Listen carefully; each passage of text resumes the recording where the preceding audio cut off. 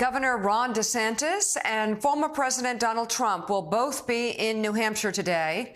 The Republican rivals are hosting dueling events about 40 miles apart, with DeSantis hosting his about 2 hours ahead of Trump's.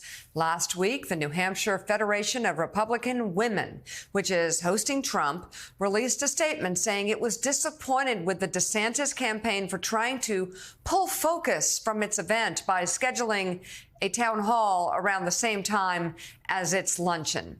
Joining us now from Concord, New Hampshire, is NBC News correspondent Vaughn Hilliard. Vaughn, this happens all the time in New Hampshire, doesn't it?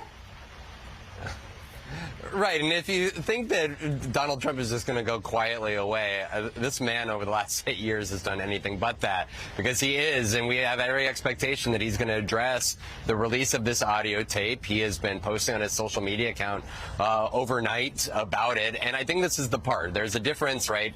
In the courtroom, oftentimes the defense team tries to actually build up a defense, but in the case of this defendant, they have somebody who is playing political offense and trying to spin the narrative. Of course, that is a hard part, because you can only spin so much a jury. But what Donald Trump has done over the last year is continued to mount different defenses around the classified documents that he had in his possession at Mar-a-Lago and in Bedminster. But what you expect him to deliver to this crowd today is that he's being unfairly targeted. You said it, 40 miles down the road, Ron DeSantis will be here. He did meet the gripe of many of the Republican women who are hosting this luncheon here, this annual luncheon in Concord, by holding a rivaling town hall just 40 miles from here. But for Ron DeSantis, he has a poll gap that he is going to have to close. And there are serious question marks about whether he is actually going to invest the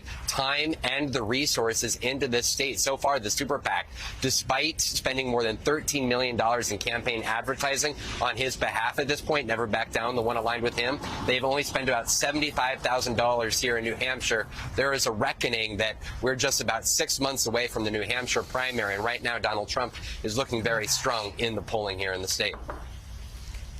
NBC's Vaughn Hilliard live from Concord, New Hampshire. Thank you very much.